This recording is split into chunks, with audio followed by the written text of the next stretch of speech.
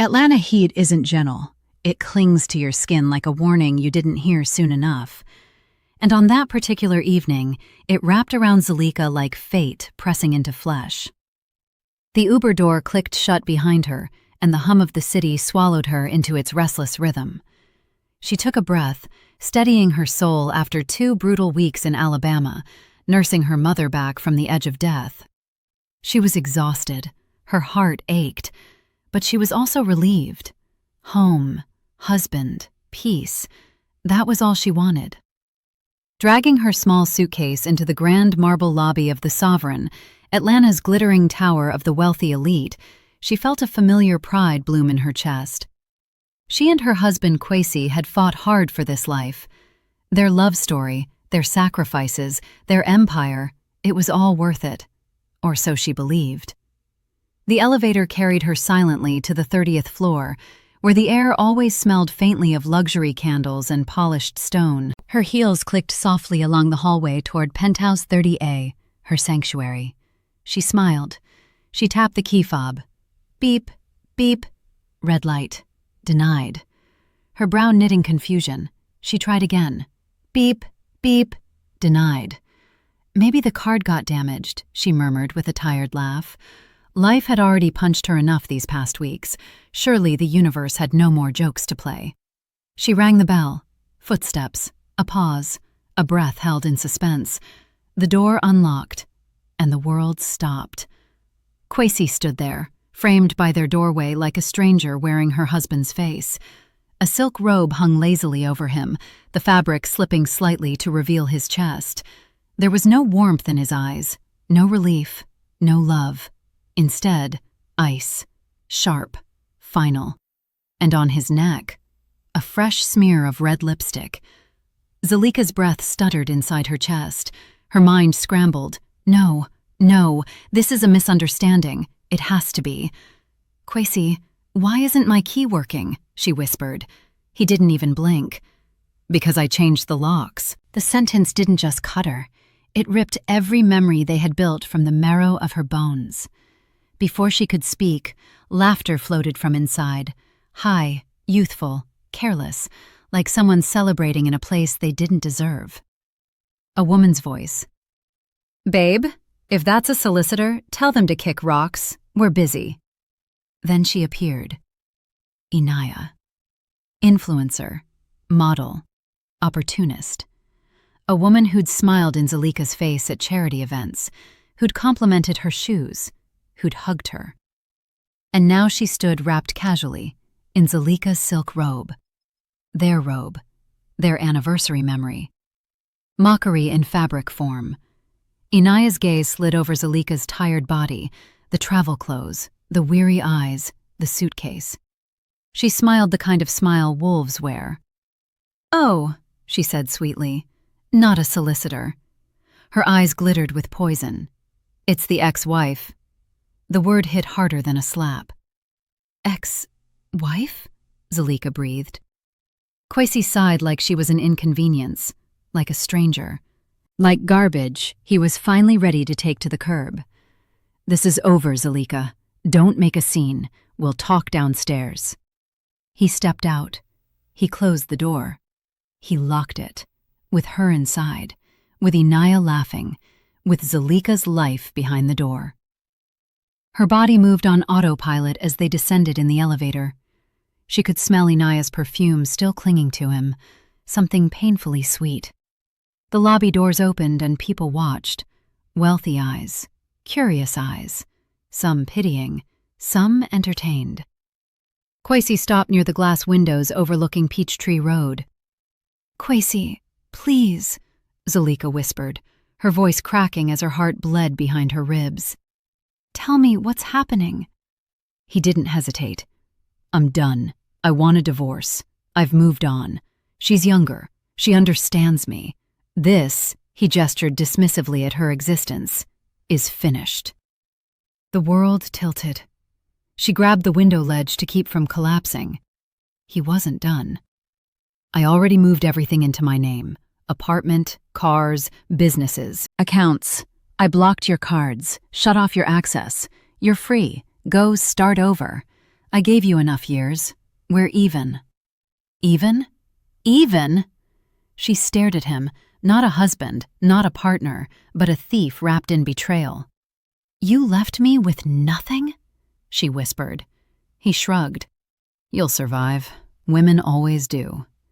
Then he turned his back and walked away, like she was disposable, like she never mattered, like her love, her loyalty, her sacrifices meant nothing. The lobby blurred, noise faded, shame burned through her veins like acid.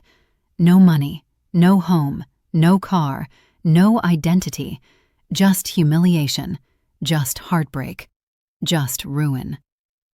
But life has a cruel sense of humor, and destiny isn't always silent, because in the bottom of her worn purse, under receipts and gum wrappers, sat a debit card. Old, scratched, nearly forgotten. Her father's. The last thing he left her before he died. She'd always believed it was empty, a sentimental relic she couldn't throw away. But today, that card was going to rewrite reality. And the first person who would tremble wasn't her. It was the bank manager. Because the account wasn't empty, it was dangerous. Night settled over Atlanta like a velvet curtain stitched with streetlight gold. Traffic roared, people lived, the world kept spinning, loud and unkind. But for Zulika, everything had slowed into a suffocating silence. She walked out of the Sovereign with the ghost of a life trailing behind her. Every step felt like stepping away from who she used to be, the wife, the partner, the woman with certainty and security. Now she was shattered porcelain trying to remember how to breathe. Her phone was dead, her bank cards useless, her identity erased by the man she trusted most. Kwesi had planned this, meticulously, cruelly, coldly, and she had never even seen it coming.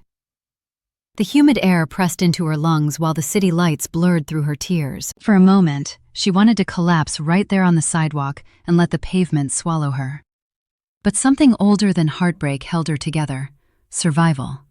Her father's voice echoed in memory.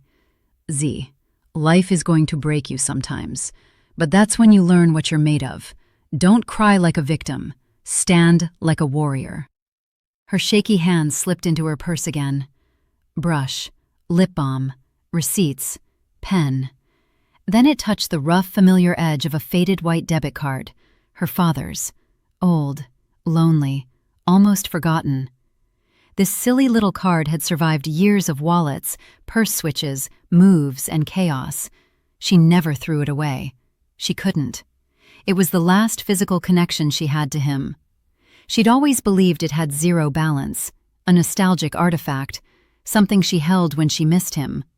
But tonight, it was all she had, no other option.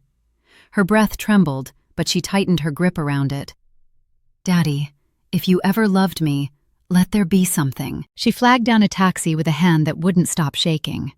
"Where to?" the driver asked. She swallowed. "Midtown, First Federal Bank."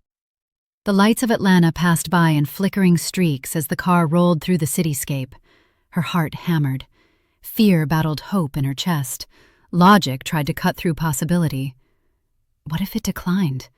What if there was truly nothing? What if she had come to the end of miracles?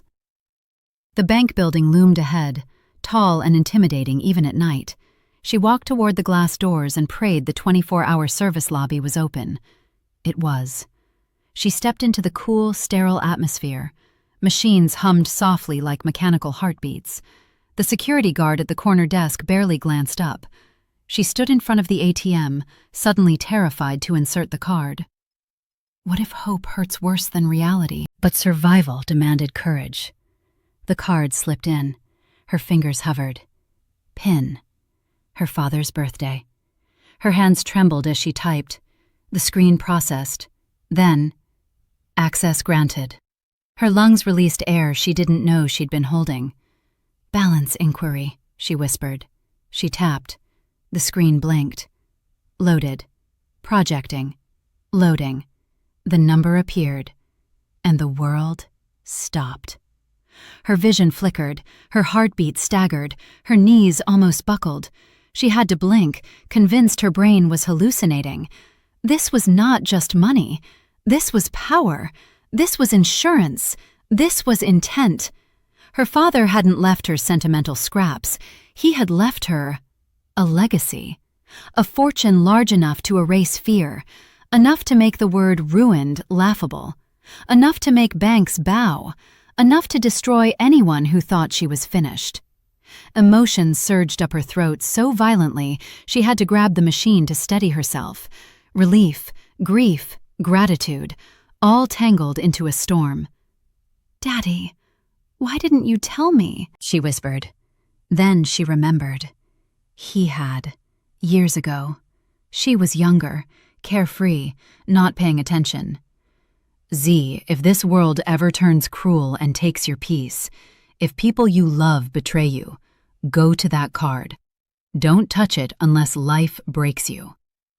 She had laughed back then, because betrayal felt like a distant myth. Now, betrayal wore her husband's face.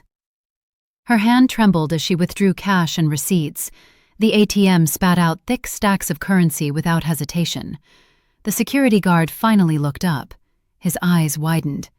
Yeah, he'd seen money before, but not like this. Not at midnight. Not withdrawn by a woman with swollen eyes and the soul of a storm. Zalika didn't walk out of that bank. She floated. Not with arrogance, but with rebirth. The city air didn't burn anymore. It tasted like oxygen. And vengeance. But vengeance wasn't the first plan. Stability was. Safety. Shelter. Sleep. She booked a luxury hotel suite with a calmness that surprised even her. The receptionist's smile switched from polite to respectful the second she handed over payment. Money does that. It rewrites how the world treats you. Her room overlooked the Atlanta skyline, glittering proudly, unaware that one of its queens had just risen from ashes. But when she finally lay down in the crisp sheets, something unexpected happened. She didn't cry. She didn't break. She didn't curl up in grief. She stared at the ceiling, eyes steady, pulse slow. The hurt was still there, but something else had joined it. Purpose. Silence wrapped around the room until it was broken by a sharp, cruel memory. Kwesi's voice. "I already moved everything to my name. You're free. Go start over." He really thought he won.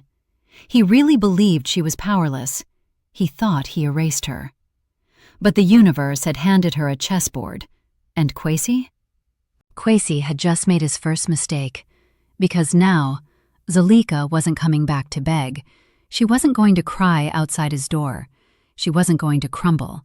She was going to watch him drown in the empire he stole. And then she would take everything. But revenge?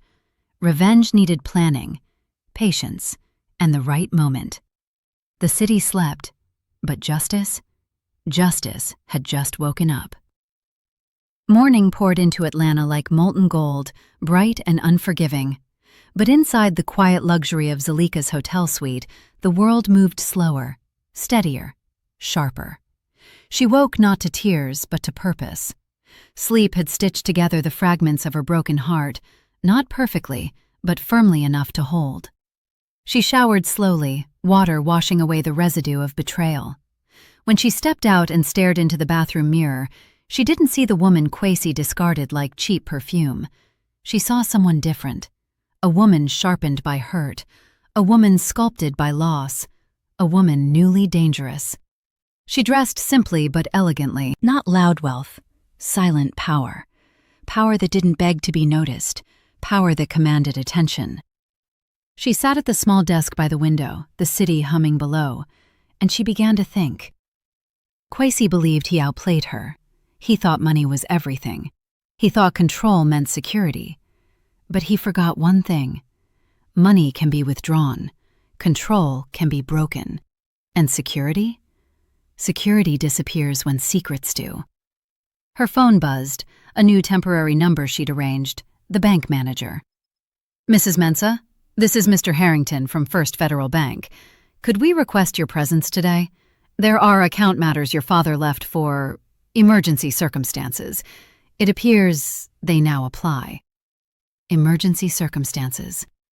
So her father knew life would do this to her one day. He prepared for betrayal he'd never live to see. Emotion bit at the back of her throat. Not sadness, but gratitude so fierce it hurt. "I'll be there," she replied calmly. The bank wasn't just expecting her. They were waiting for her. Respectfully, professionally, almost nervously. She entered the private banking wing, escorted by assistants who moved like silent shadows. When she stepped into Mr. Harrington's office, the man, poised, silver-haired, confident, actually stood up. Not politely, respectfully, as if royalty had arrived. "Mrs. Mensah, or should I say, Ms. Zalika Adeyemi, your father requested that after his passing, we never refer to you by your married name in matters concerning his estate." Her breath caught.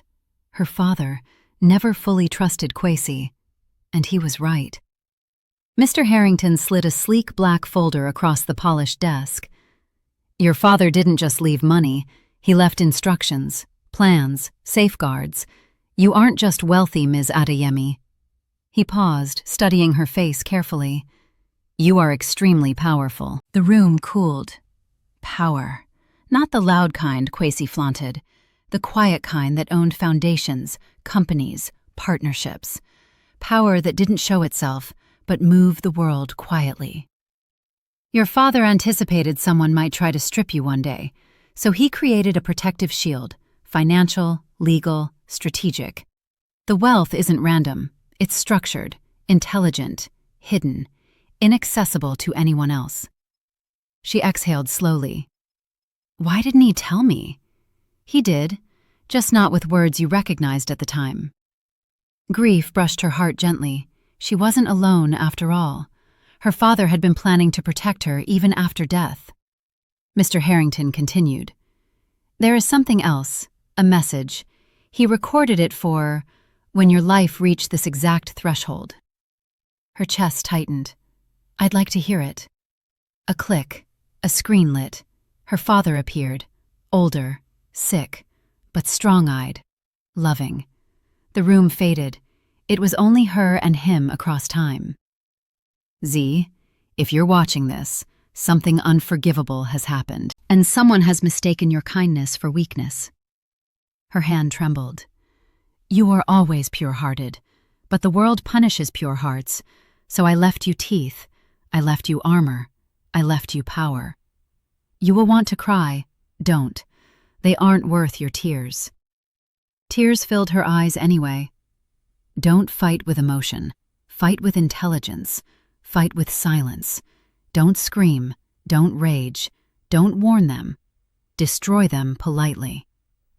The video ended. Silence carried weight.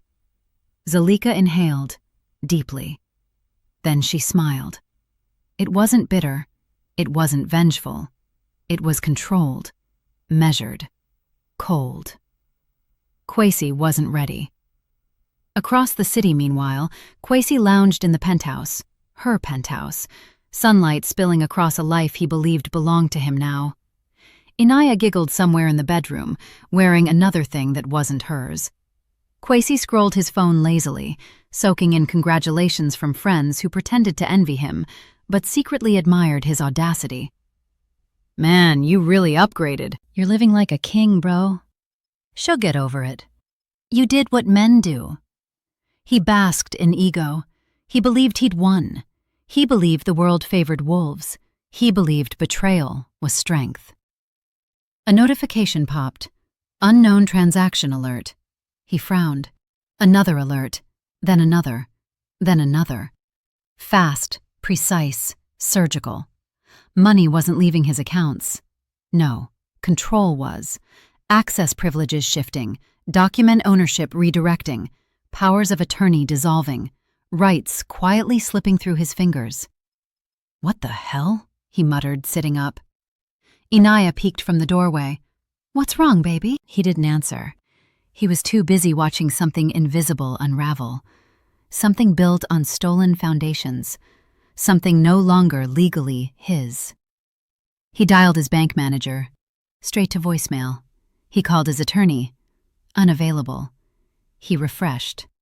Another file gone. Another system lockout. Another loss of authority. His chest tightened. This wasn't a glitch. This wasn't a coincidence. This wasn't accidental. Someone was moving deliberately, intelligently, powerfully. And suddenly, the house of stolen gold didn't feel stable anymore. Because somewhere in Atlanta, a woman he underestimated was no longer crying. She was strategizing, and soon she'd be knocking, not on doors, but on destiny. The city carried on like nothing had changed. Cars rushed, people laughed, Atlanta pulsed with life. But in the penthouse perched above it all, something subtle, chilling, and invisible began to creep in. Not fear, not yet, but unease. Kwesi paced across the marble floor, staring at his phone like it had betrayed him. The earlier confidence in his stride was gone, replaced by tension stiffening his shoulders. Notifications kept popping up, not the celebratory kind he was used to, but the kind that carried weight. Restricted access, authorization revoked, ownership under review, pending investigation. Each one landed like a quiet punch. "What do you mean, under review?" he muttered to himself. Behind him, Inaya lounged on the sofa, legs crossed elegantly, scrolling lazily through Instagram stories. She didn't feel the tremor yet. She was still floating in illusion. "Baby, relax," she sang out softly. "You're always complaining about emails. Now suddenly you care?" He didn't answer. He dialed again. Bank, law firm, investment partners, voicemail, unavailable, in meetings, call later. His jaw clenched. "Call me back now," he snapped into another voicemail, voice cracking with irritation he couldn't fully hide. "This is urgent." He hung up. That word hovered in the air. Urgent. Inaya finally set her phone aside, annoyed now by his energy. "Kwesi, seriously, you're ruining the vibe. We had plans today. Brunch, remember? The whole new life, new us thing?" He turned slowly, eyes darker than before. "This isn't a joke." Her brows narrowed a little. "Okay, then tell me what's going on." He opened his mouth, then closed it.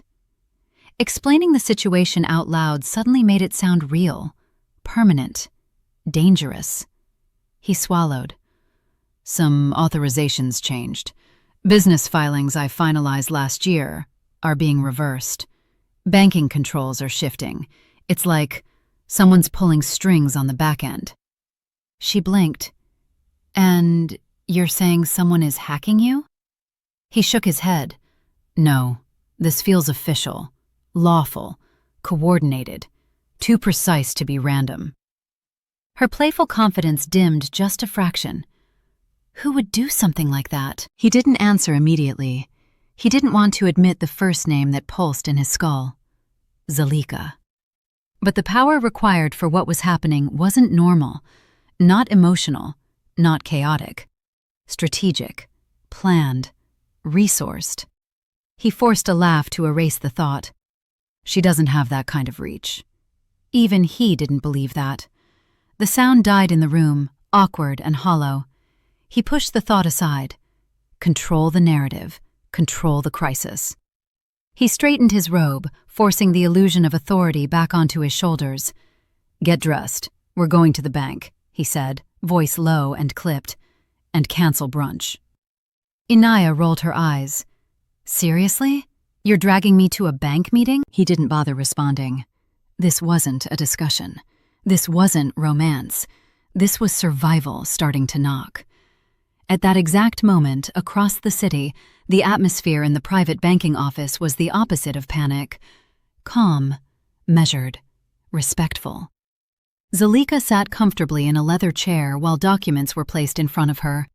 Protective structures, trusts, corporate shields. Her father had built an empire behind curtains, one she never saw because he never needed her to, until now. She didn't speak much. She didn't rush. She absorbed, understood, processed. Every signature reinforced control. Every clause restored power. Not just wealth, authority.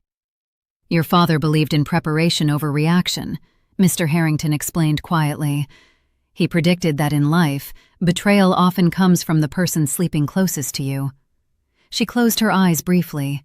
Yes, he had been right. He had been heartbreakingly right. "And the adjustments currently affecting your husband's financial movement?" Zalika asked gently. Mr. Harrington folded his hands, lips controlled into a discreet smile. "Merely the beginning." Her pulse didn't race, her expression didn't harden. She simply nodded. Good. She didn't crave chaos. She wasn't interested in drama. She preferred something far more lethal. Order. Kwesi liked taking. She preferred removing. Quietly, gracefully, completely. The more she understood how positioned she truly was, the lighter her chest felt. Not from vengeance, but from freedom. She wasn't just surviving anymore. She was untouchable. When the meeting concluded, she didn't rush out. No dramatic storming, no tearful gratitude. She stood, composed, and extended her hand. "Thank you for honoring my father, and for respecting me." Mr. Harrington bowed his head slightly. "It is not respect out of courtesy, Ms. Adeyemi. It is respect out of recognition." She left the bank, walking lighter than she had in days. The city no longer towered over her. She walked through it, like she owned it. Meanwhile, by midday, Kwesi stormed into his own bank like thunder disguised in an expensive suit. Gone was the lounging husband in silk. This was the businessman, or at least, a man clinging desperately to power he thought belonged to him. Immediately, things felt off. No greetings, no eager smiles, no subtle fawning, just professionalism. Cold, controlled, neutral. "Mr. Mensah, someone will be right with you. Please have a seat." He hated that sentence. He didn't sit. "I didn't come here to wait," he snapped. The banker simply repeated politely, "Please, have a seat." For the first time in a long while, no one flinched when he raised his voice. A tremor of unease crawled up his spine again. They finally led him into a glass meeting room. Frosted doors, closed conversations. A manager walked in with a portfolio. "Mr. Mensah, we're undergoing necessary compliance reviews regarding several accounts and transferred assets. Until completion, your control is limited." His voice sharpened. "Limited how?" The manager didn't blink. "Temporarily frozen in certain areas. Protected. Monitored." Protected. The word hit wrong. Protected from who? No answer came. Just formal language, polite shields, carefully chosen wording. The kind of behavior people used when they feared the wrong person.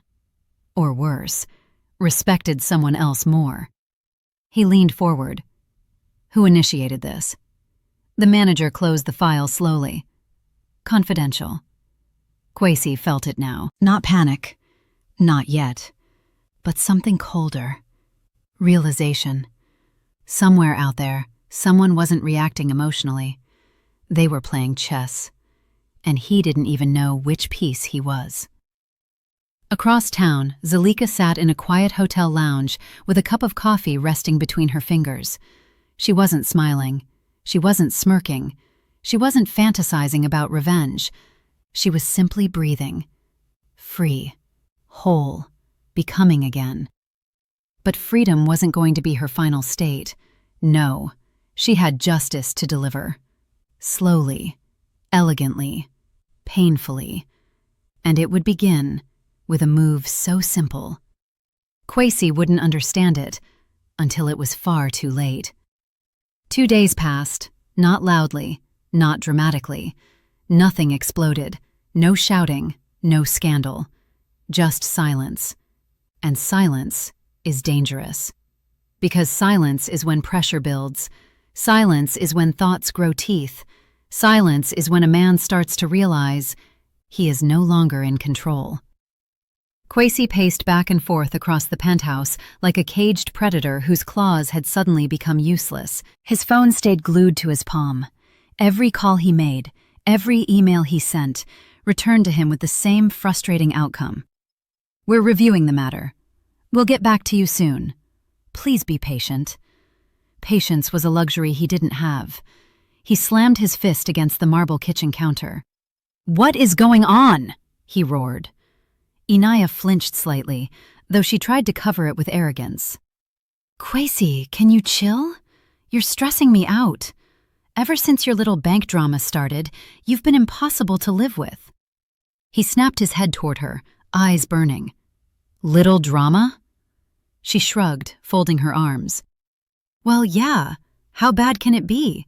You've got money. You've got assets. You're Kwesi Mensa. Nobody touches you." He almost laughed. Bitter, ugly, humorless. "That's the problem, Inaya," he muttered. "Someone is touching everything." She scoffed. "Like who? The government? The Illuminati? Your angry ancestors?" He didn't answer, because there was no way to explain what he didn't yet understand. He had money. He had power. He had influence. Yet somehow, someone bigger was moving above him, and every sign pointed to something he refused to accept. He wasn't the one at the top anymore. He needed an anchor, something familiar, something he could still command. He needed Zalika. The irony nearly choked him. The woman he humiliated, the woman he discarded, the woman he believed was helpless. He hadn't heard from her. Not a call, not a message, not a tear-filled plea. Nothing. And that unsettled him more than anything the bank had done. Because Zalika was emotional. Zalika cried. Zalika argued. Zalika pleaded. At least, she used to. He stared at the city through the towering glass windows, his reflection staring back, unfamiliar now. For the first time since this all spiraled, a simple, terrifying thought crossed his mind. What if she isn't the same Zalika anymore? His phone vibrated suddenly. Unknown number. He froze. Then he answered. "Hello?" There was a soft pause, then a voice, calm, collected, warm yet distant. "Hello, Kwesi." His chest tightened. He knew that voice. He swallowed. Zalika. Silence thickened between them. He expected shouting. He expected sobbing. He expected anger. He expected anything emotional. Instead, her tone was smooth, steady, dangerously gentle. "I hear you've been busy lately." He forced a laugh, trying to slip into the charming tone he always used when he wanted to manipulate. "You know me, always working, always moving forward." She hummed softly. Forward is an interesting word. He didn't like the way she said that. "So," she continued, voice silk-coated steel, "what do you need?" He blinked. "What?" "You called for a reason," she replied coolly. "Let's not pretend this is a sentimental check-in. What do you need, Kwesi?" Her clarity disarmed him. He exhaled slowly. He hesitated, wanted to talk. "About?" Another pause. Long enough to remind him he wasn't directing this conversation. He cleared his throat. "About everything. I know things were rough between us. I handled things badly. Maybe we rushed decisions. Maybe we can talk. Maybe we can renegotiate." There it was, that word, renegotiate. He wanted access. He wanted leverage. He wanted out of whatever trap he now sensed closing. She didn't react emotionally. She didn't soften. She didn't harden. She stayed terrifyingly neutral. "Kwesi," she said quietly, "we're not partners anymore. You made sure of that, remember?" Inaya, who had been hovering nearby, whispered sharply, "Is that her? Put it on speaker." He ignored her. "Zalika, listen," he continued quickly. "Things are complicated right now. There are business interferences, delays, blocks. My banking authority—" "Frozen?" she finished gently. His throat went dry. "Yes." And legal approvals being reversed? Yes. And certain assets unexpectedly falling under review? A bead of sweat rolled down his spine. Yes. Her voice didn't spike. Her tone didn't gloat. She simply breathed softly, almost sympathetically. It must feel terrifying to lose everything suddenly, to wake up and realize the world you thought belonged to you doesn't. He closed his eyes. There was something in her voice he couldn't place. Wisdom, pain, strength, transformation. He forced himself to exhale. So it's you. She didn't answer directly. Instead, she shifted the focus. Kwesi, do you remember what you said to me outside the penthouse? He winced. I said many things. She smiled faintly through the phone. No, you said one very specific sentence. He stayed silent. You said, "You're free. Go start over." He felt that sentence stab him now, the same way it stabbed her then, except now she wasn't bleeding from it. He was. And I did, she whispered softly. I started over, without you. He swallowed tightly. Zalika, please, just tell me what you want. For the first time, he sounded small, human, afraid. Her answer came calmly. I don't want anything from you. That shook him. What do you mean? I mean, she said slowly, I don't chase thieves to beg for returns. I don't scream to be heard. I don't fight wolves. I become something wolves fear. Silence thundered between them. She took a breath. You took my home. You took my security. You took my dignity. He closed his eyes. And for a moment, she continued, voice trembling only with remembered pain, you took my sense of self. Then her voice shifted, steadier, stronger, alive. But my father gave me something far greater than anything you ever believed you stole. He gave me protection. He gave me intelligence. He gave me silence. And above all, she paused deliberately, he gave me power. He gripped his phone tighter. So what now? He whispered. Now came the answer he least expected. Now, Zalika said softly, you live with the consequences of your choices. I won't scream. I won't fight you. I won't touch you. He frowned. I don't understand. You don't have to, she replied. Just know this.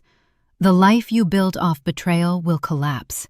Not because of me, but because everything stolen eventually returns to its rightful owner, and everything built on lies eventually burns on its own. He whispered her name. Zalika. But she wasn't there anymore. The line had gone dead. He stared at his phone, breathing hard. Inaya stepped closer. What did she say? He didn't respond. Because he couldn't. For the first time, the great Kwesi Mensah felt it fully. Not annoyance, not frustration, not inconvenience. Fear. Real fear. Not of what Zalika would do, but of what she had already become. A woman who didn't cry, didn't beg, didn't threaten, just walked away, and somehow took the ground under his feet with her. And somewhere across Atlanta, Zalika placed the phone down quietly and smiled. Not out of spite, not out of vengeance, out of peace. Because the next phase wasn't about hurting Kwesi. It was about building something far greater than anything he ever dreamed of. And once she finished building, then she would return to take what was truly hers, on her terms, on her time, with her power. The city of Atlanta moved around her like it had always done, fast, loud, indifferent. But Zalika moved differently now. Every step she took carried precision, intention, and a weight Kwesi could never understand. Her heels clicked along the hotel hallway as she returned to her suite, her reflection in the glass wall no longer the broken, betrayed woman from 2 days ago. This reflection was sharp, focused, calculating. She laid out her plans methodically, her father's instructions, her bank statements, legal protections, business insights, all pieces of a puzzle carefully preserved, now ready for assembly. Every detail she absorbed strengthened her resolve. Every transaction she controlled reminded her of her independence. Every obstacle Kwesi thought he had engineered against her had already been neutralized by the protective mechanisms her father had left. She poured herself a glass of water, watching the skyline stretch endlessly before her. Peachtree Road sparkled below, cars flowing like veins of the city. She sipped slowly, letting the quiet power settle inside her chest. Zulika's phone buzzed with another notification, a text, not from Kwesi, not from Inaya. From a trusted contact her father had once introduced to her years ago. "Everything is ready. When you say the word, we begin." She smiled faintly, not triumphantly, not angrily, simply knowingly. Yes, the time had come. Meanwhile, across town, Kwesi's world was crumbling in subtle, terrifying ways. His office, once a fortress of certainty and control, had become a labyrinth of questions he couldn't answer. Financial transfers were blocked, legal documents were being reviewed. Contracts he had assumed were ironclad were now suspended. Every attempt he made to assert authority was met with silence or polite refusal. He paced the polished floors, phone glued to his hand. Inaya followed him nervously, finally beginning to understand the magnitude of the storm she had walked into with him. This isn't normal," Kwesi muttered under his breath, voice tight. "I've built my life carefully. No one can do this." Inaya tried to reassure him, though her confidence had begun to falter. "Well, maybe it's a glitch. Technology fails all the time. Banks make mistakes." He laughed, but the sound was hollow, brittle. "No," he said firmly. "This isn't a glitch. Someone is moving strategically. Someone knows exactly what they're doing, and it isn't me." He paused. The words he refused to think rose anyway. Zulika. He couldn't shake the dread curling in his stomach. She wasn't begging. She wasn't pleading.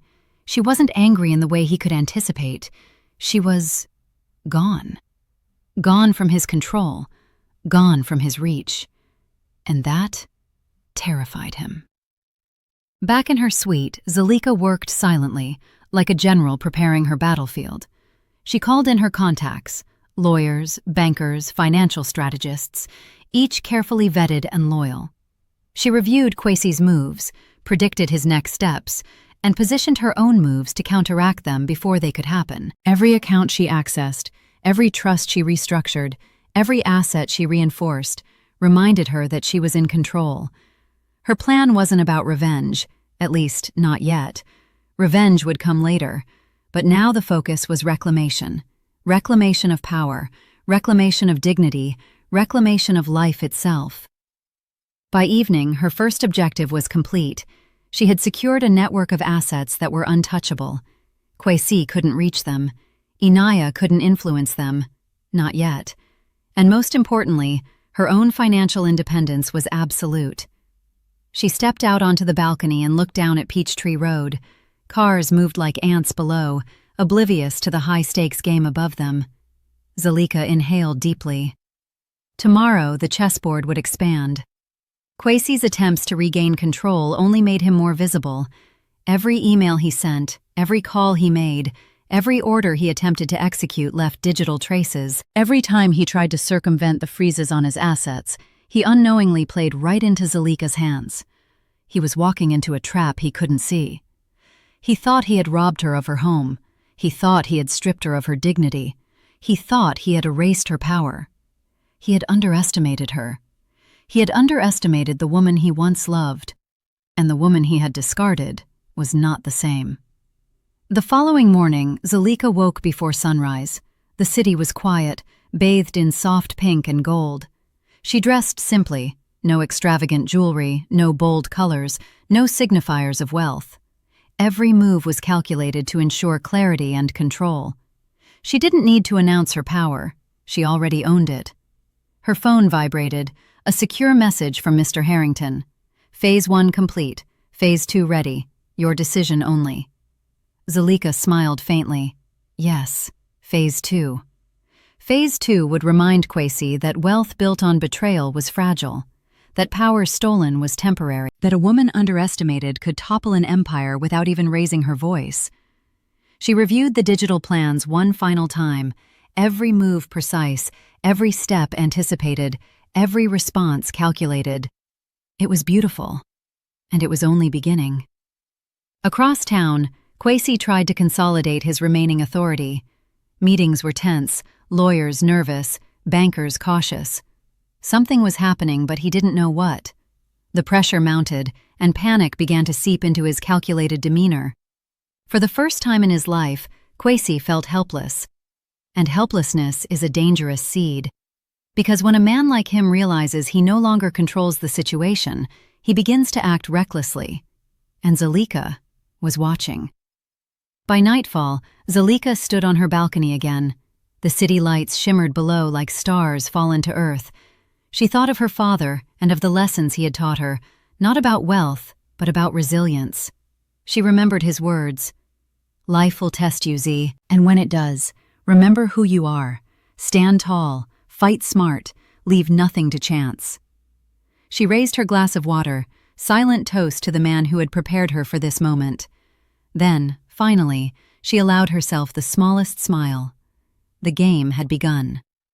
Kwesi didn't know it yet, but the woman he had discarded would remind him exactly who he had lost, and she would do it on her own terms. Atlanta had a rhythm, and Zulika had learned to move with it, quietly, deliberately. The city's pulse, its lights, its traffic, its people, felt like background music to the storm she was orchestrating. She wasn't rushing, she wasn't panicking, she was building momentum, accumulating power quietly, like a river gathering force before it crashes through the dam. Her hotel suite was now command central. Multiple screens displayed financial networks, legal documentation, corporate transactions, and real-time alerts from systems her father had helped establish. Each movement she made was deliberate, measured. Every email, every call, every directive was strategic. She wasn't chasing Kwesi, she was observing him, watching, learning, waiting for him to make the next mistake, and he would. Because Kwesi was reckless. Kwesi thrived on ego, on impatience, on desire, and those traits were exactly what she intended to exploit. That morning, Zulika reviewed the latest activity reports. The subtle financial adjustments she had initiated were taking effect. Asset transfers were in motion, cleverly structured to bypass any interference from Kwesi's remaining accounts. Her father's meticulous foresight became her greatest weapon. Irrevocable trusts, layered corporations, and legally sound contingencies ensured that nothing could be reversed without her knowledge. She made a note in her planner. Phase 3, psychological leverage, timing, impeccable, goal, submission without confrontation. It wasn't about revenge, at least not in the physical sense. Zulika was smarter than that now. Kwesi would fall because he underestimated her. He would falter because he never imagined she could operate with such calm and precision. He would crumble because she had control, and he didn't. Her father's card, the one she had almost discarded as sentimental, had opened doors. His foresight had armed her with freedom, and now she would wield it like a scalpel, surgical and precise. Across town, Kwesi's life was fraying. He had spent the morning contacting attorneys, bankers, and associates, attempting to consolidate control, but every step forward was met with subtle but unmistakable resistance. Nothing illegal had happened, and yet he felt cornered. "Why is this happening?" he muttered, voice low and trembling. Inaya hovered nearby, sensing the shift in him but failing to understand it. "It's just bureaucracy," she said uncertainly. "They'll resolve it. You're Kwesi Mensah. You can handle this." He laughed bitterly, almost hysterically. "No, Inaya, it's not bureaucracy. Someone is orchestrating this. Someone knows what they're doing, and I don't know how to stop it." For the first time, Kwesi felt fear, the kind of fear that settles deep into the bones. And that fear was exactly what Zulika wanted. By afternoon, Zulika had begun Phase 3, psychological leverage. She instructed Mr. Harrington to initiate controlled leaks of information about the frozen accounts and ongoing legal reviews. She ensured that Kwesi's associates received hints of instability, enough to unsettle him without raising suspicion of her involvement.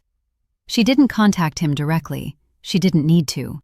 Every step he took, every call he made, every attempt to reclaim control furthered her plan. He was trapped in a web he couldn't see, moving against his own position. She smiled faintly as she watched the city from her balcony. Her plan wasn't about brute force. It was about observation, strategy, and timing. Kwesi's ego would ensure his own downfall. And Inaya? She was a minor pawn, easily manipulated, unprepared for the precision Zalika wielded.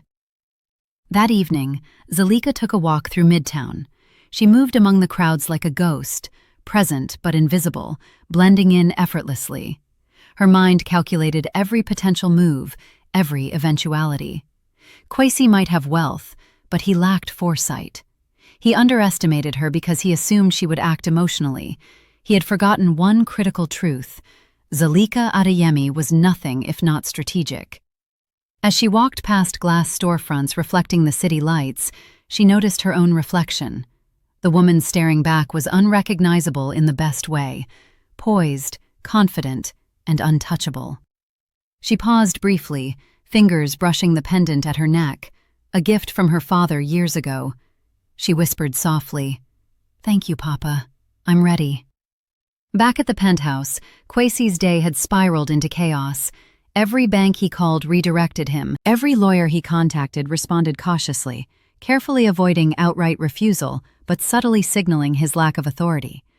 His phone buzzed endlessly, alerts of pending freezes, compliance checks, and account holds he couldn't influence. Inaya grew restless, finally speaking up. "Kwesi, maybe we should just lay low for a bit?" He spun toward her, eyes dark, fury barely restrained. "No, this isn't about hiding. This is about fixing it, taking back control, regaining what's mine." She stepped back slightly, realizing that his need for control was turning dangerous. Kwesi didn't yet realize that control was an illusion, one that Zalika had already shattered. As night fell, Zalika prepared for the next phase. Her father's network of trusted associates, legal, financial, and strategic, stood ready. They waited for her instructions, but she held back, savoring the calm before the storm. Patience was her ally, precision her weapon. She reviewed the digital maps of Kwesi's assets, his remaining legal claims, his personal networks. Every vulnerability was logged, every leverage point catalogued. She didn't act recklessly. She didn't show emotion. She acted like a general preparing for war, calm in her knowledge that the battlefield had already been set in her favor. Her father had taught her one final lesson, now more valuable than ever. The most powerful strike is the one they never see coming. She smiled faintly, a dangerous glint in her eyes. Phase 4 would begin at sunrise tomorrow. And Kwesi? He still believed he had the upper hand, but in the quiet of her hotel suite, Zalika knew the truth. He had already lost. The first rays of dawn broke across Atlanta, painting the skyline in soft gold and shadowed blue. Most of the city stirred slowly, unaware of the storm about to be unleashed above their heads. But Zalika was already awake, moving with deliberate purpose, as though the city itself waited for her signal. She poured herself a cup of coffee, the aroma sharp and grounding. Every sip reminded her that the days ahead demanded clarity and calm. No rash moves, no emotional impulses, just precision, strategy, execution. Her father's instructions had never been clearer than in this moment. Each trust, each account, each clause was a tool she could wield. She didn't need brute force. She didn't need threats. She only needed intelligence, timing, and the confidence that came from knowing she had prepared for this exact moment. Meanwhile, across the city, Kwesi had begun to feel the pressure mount. The notifications from his banks and legal teams had increased in frequency, subtle but insistent. Each message suggested delays, reversals, or restrictions on transactions he had assumed were secure. He dialed his contacts frantically, trying to reclaim control, but each call ended in polite refusal or vague explanations of procedural reviews. The facade of authority he had built so carefully was crumbling, brick by brick, beneath him. "Who's doing this?" he muttered to himself, pacing across the penthouse. "Who has the power to move so quickly, so quietly?" Inaya, finally realizing the gravity of the situation, attempted to intervene. "Kwesi, maybe we need to think this through. Maybe someone's just managing these processes. Could be coincidence." He laughed bitterly, a hollow, dangerous sound. "No, Inaya, this isn't random. This isn't coincidence. Someone is moving strategically, deliberately, and they know me." The words lingered in the air, an admission he had never intended to make. Someone he knew, someone he had underestimated, was dismantling the world he had built on stolen trust and greed. Back in her suite, Zalika moved silently from one task to the next. Her laptop displayed multiple dashboards simultaneously: bank accounts, corporate structures, legal notifications, and communications from trusted allies. She adjusted a transfer here, activated a contingency there, and sent carefully worded instructions to ensure the maximum effect with the least exposure. Everything was precise, everything was controlled, everything was quiet.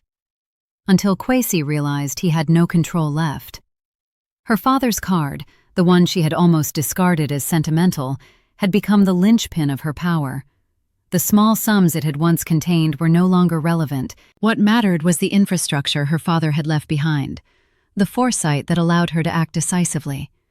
And now, she could watch the dominoes fall. By midday, subtle cracks had begun appearing in Kwesi's network. Associates who had once followed his instructions without question began to hesitate. Small errors crept into communications, missed opportunities, delayed approvals, unexplained compliance checks.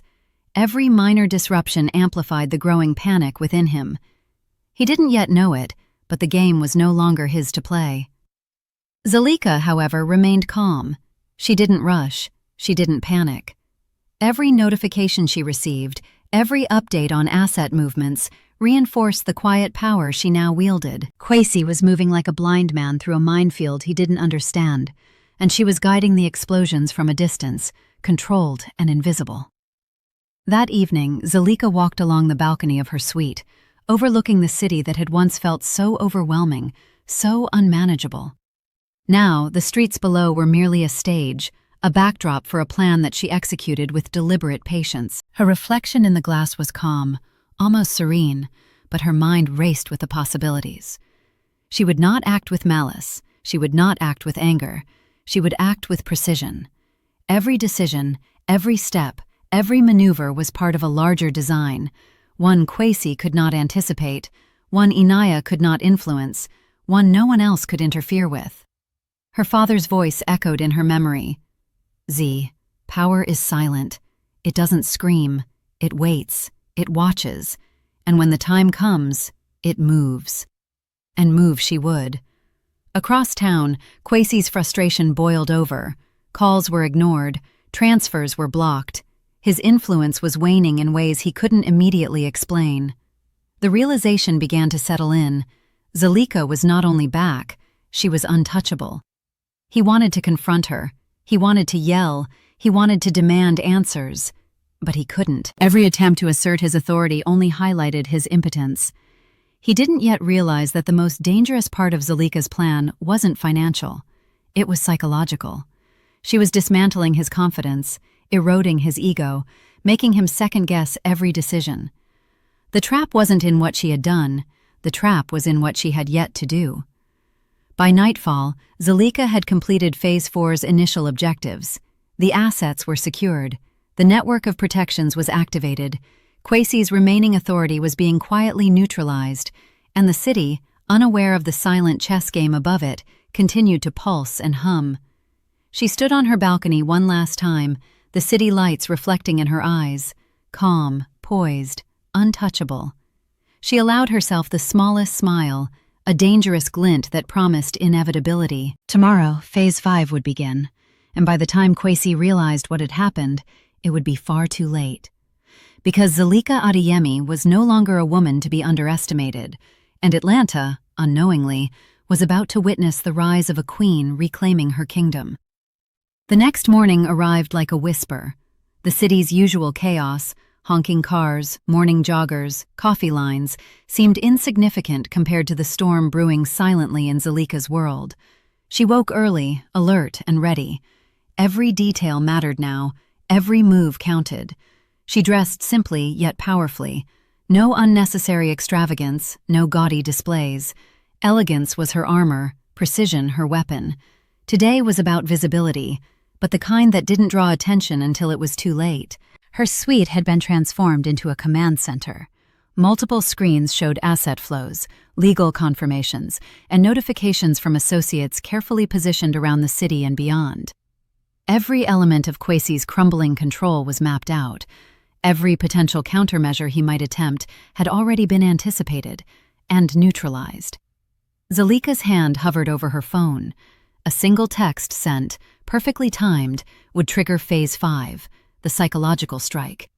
Every domino, every lever, every hidden safeguard was in place. She smiled faintly. Meanwhile, across town, Kwesi's anxiety had become visible. He had spent the night trying to reclaim authority, making frantic calls to banks, lawyers, and associates. Each attempt ended in polite refusal or careful explanations that revealed nothing but reinforced his helplessness. Inaya, finally grasping the gravity of the situation, tried to reason with him. "Kwesi, maybe we should, I don't know, pause? Step back?" He laughed bitterly, a sound hollow and broken.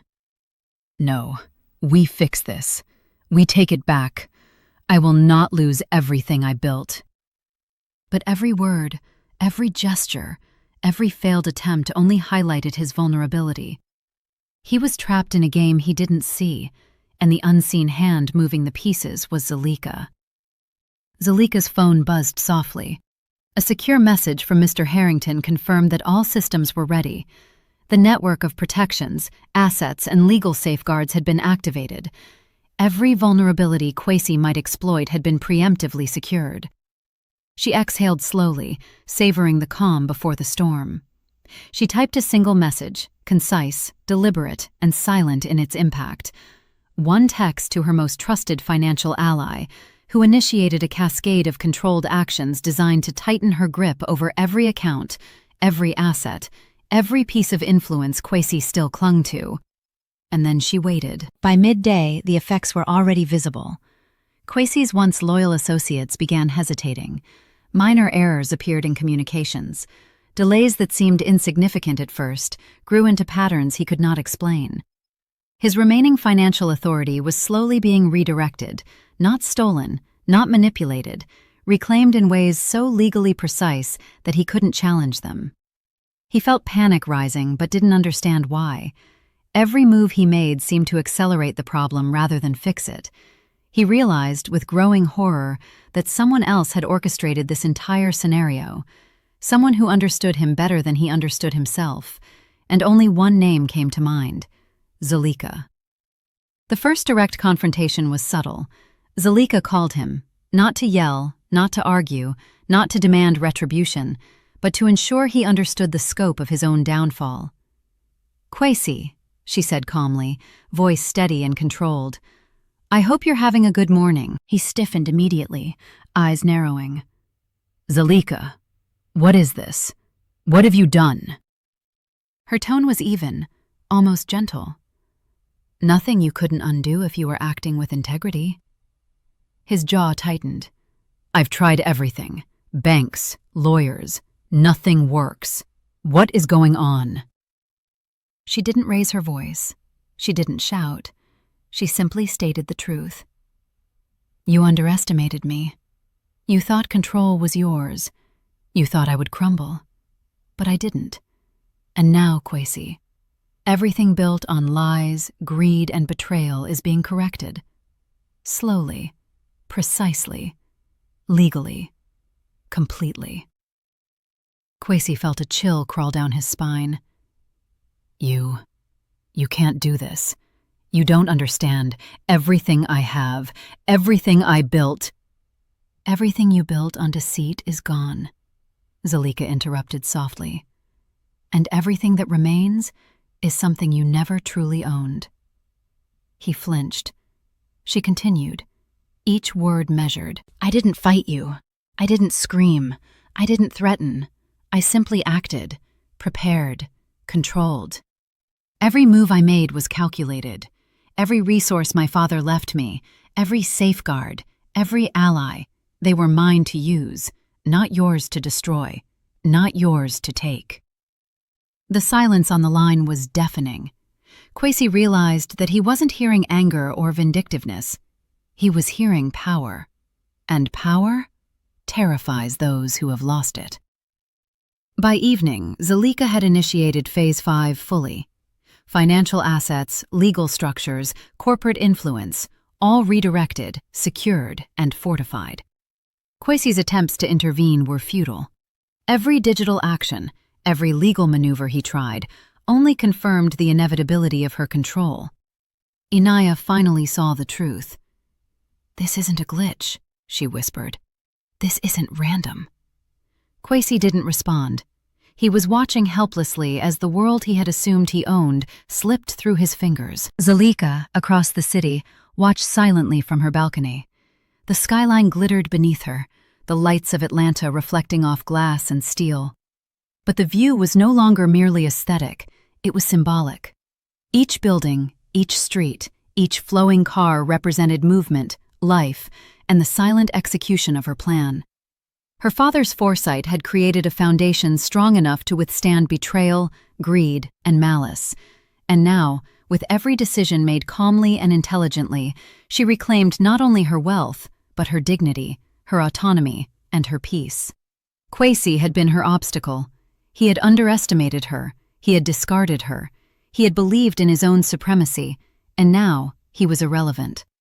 By nightfall, Zalika sent one final message, not to threaten, not to gloat, but to conclude the first phase of her campaign. This is over, Kwesi. Not because I wanted it, not because I sought revenge, but because the world corrects itself when lies are built on weak foundations. Learn from this, grow, if you can, and never underestimate the woman you thought was powerless. She hung up the phone. A faint smile touched her lips. The city around her buzzed with life, oblivious to the quiet devastation and reclamation that had just occurred. Zalika had won, not with noise, not with anger, not with chaos. She had won with control, intelligence, and timing. Kwesi, meanwhile, sat in his penthouse, staring at the glowing screen of his phone. The realization sank in slowly, painfully. He had lost everything. Not because Zalika fought him, not because she threatened him, but because he had underestimated her. The queen had moved, and now, all that remained was the final act. The city of Atlanta slumbered under a blanket of humidity and neon light. The streets below glittered with movement, but above it all, in her suite perched high above the city, Zalika Adeyemi stood quietly, observing the world she had reclaimed. Her reflection in the glass didn't just show a woman, it revealed a force, controlled, calculated, unstoppable. This was the moment she had prepared for her entire life. Every betrayal, every tear, every moment Kwesi had thought to crush her spirit had led her here. And now, the game was over. Kwesi Mensah had finally realized the full scope of what he was facing. His empire, meticulously built over years of calculated moves, had unraveled not by force, not by chaos, but by strategy. Quiet, relentless, and precise. Every legal maneuver he attempted was countered before he could act. Every transfer he initiated was diverted or blocked. Every person he thought loyal had begun to question his competence. He sat at his marble dining table, staring at the screen of his phone. Inaya hovered nearby, no longer confident. Her ego diminished as she saw the consequences of underestimating Zalika. Kwesi's voice was hoarse when he finally spoke. Zalika? How? He didn't expect an answer immediately, but when the phone rang, he hesitated only briefly before picking up. Her voice, calm and unshakable, filled the room. Kwesi, I've done nothing illegal, nothing unethical. Everything I've done has been precise, legal, and necessary." He leaned back, incredulous. "You've taken everything." She didn't need to respond. The silence carried her power. "I didn't take anything that wasn't already rightfully mine," she said finally. "You've spent so long believing ownership comes from control. You forgot that power is about foresight, patience, and preparation. And Kwesi, you underestimated me." His face went pale. For the first time in his life, he felt the weight of real loss. Not material, not even emotional, but the kind that strips a man of certainty. Across the city, Zulika moved deliberately. Every asset secured, every transaction completed, every safeguard activated. Her father's foresight had given her a foundation strong enough to withstand betrayal, greed, and manipulation. But now, she had built her own empire, not out of revenge, but out of intelligence, patience, and resilience. She had learned that power was quiet, power was strategic, power didn't need to shout, and tonight, she had it in full measure. She reviewed her final plan for Kwesi, not one of violence or confrontation, but one of inevitability. Every communication, every financial correction, every legal alignment had been placed to demonstrate a single truth. Kwesi was no longer in control, and he never would be again. The next morning, Kwesi received the final notification. The last of his remaining transfers had been redirected, his access reduced to accounts that held nothing of strategic value. His network of allies, those he had relied on for years, now saw him as unstable, unpredictable, and losing influence. Every attempt to regain control was futile. Inaya's voice shook as she whispered, "Kwesi, it's done." He stared at the phone, eyes wide, breathing shallow. For the first time, his ego shattered. The realization hit him with unbearable clarity. Zulika had won. Not because she wanted revenge, not because she hated him, but because she had prepared, observed, and acted with intelligence he could not comprehend. She had moved like a queen on a chessboard, every piece perfectly aligned, every move unassailable. And now, checkmate. Zulika, standing on her balcony overlooking the city, felt a calm she hadn't known in years. This wasn't triumph in anger. This wasn't vengeance in cruelty. This was peace, the kind that comes from reclaiming what is yours with integrity and foresight. Her father's card, the one she had once feared was worthless, had become the key to everything. Not just to wealth, not just to legal power, but to freedom. Every choice she had made, every step she had taken, had led to this moment of clarity. She allowed herself a small smile. Phase 6, the final reconciliation of her life, was ahead, but it required no confrontation. Kwesi had already understood, in the quietest, most painful way, that she was untouchable. He had been a storm that tried to erase her, and yet, through preparation and resilience, she had survived. She had thrived. She had conquered. Kwesi, left in the ruins of what he had believed was indestructible, finally understood the lesson his arrogance had blinded him to. Power without foresight is fragile. Control without respect is meaningless. And underestimating the woman you betray is fatal. He had once believed himself untouchable. Now he understood fear.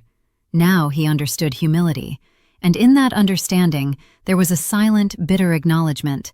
He had lost. Zulika, meanwhile, walked through her suite, the city lights reflecting off polished surfaces. She didn't gloat. She didn't celebrate loudly. She simply moved with the quiet grace of someone who had reclaimed her life, step by step, decision by decision. She thought of her father and the lessons he had imparted, not about wealth, but about preparation, resilience, and intelligence. "Life will test you, Z," he had said, "and when it does, stand tall, fight smart, leave nothing to chance." She had lived that lesson fully, and now she could breathe. Days later, Kwesi attempted one last contact, not with threats, not with anger, not with promises, only to acknowledge the truth he could no longer ignore. "Zulika, I understand," he said softly. Her reply was measured, calm, final. "Good. Learn from it, Kwesi. And never forget what it means to underestimate someone, especially someone you once betrayed. The line went silent. No more calls, no more confrontations, just peace. Zalika turned from the window to her desk. A city lay below her, alive, vibrant, and indifferent, but she had conquered her personal storm. She had rebuilt her empire. She had reclaimed her dignity, her autonomy, her freedom, and most importantly, she had done it on her terms. The queen had moved, the game was over, and the city never knew it had witnessed a quiet, unstoppable triumph.